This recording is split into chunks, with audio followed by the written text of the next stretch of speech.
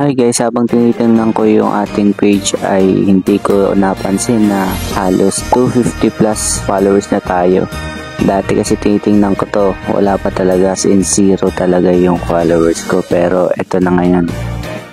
At yun ay dahil sa walang sawa niyong pagsuporta sa akin.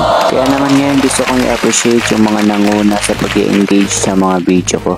So, ayun yung mga top fan ko.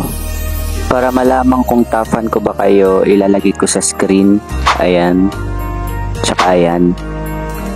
Kayong lahat ay mga top fan ko na. Gagamit ako ng spin of the wheel para malaman kung sino ang mananalo sa inyo ng libreng sketch. Gagamitin ko rin ito para malaman kung paano ko kayo idodrawing. Pasensya nga pala at medyo sinisipon ako ngayon. So, let's go. Ito ipapakita ko sa inyo lahat ng mga kasali sa ating spin the wheel. Without further ado, spin na natin to.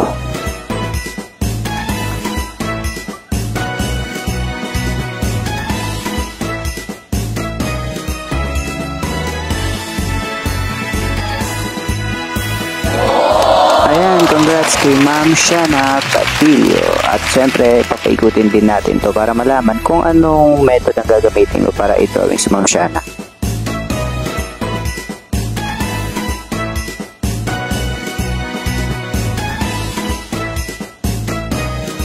So, chibi style natin siya ito-drawing. So, yun yung malaking ulo pero maliit yung katawan.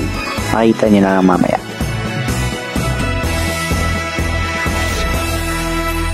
Dalawa nga pala yung mananalo ngayon kaya pipili pa tayo ng isa.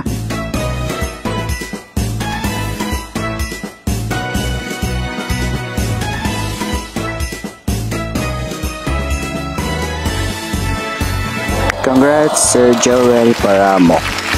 Mukhang malalayo yung mga nanalo, so baka hindi natin mabigay yung hard copy nito. Pinagdoble ko lang yung mga pamimilian, so huwag kayong malito. Ganun pa din naman yan.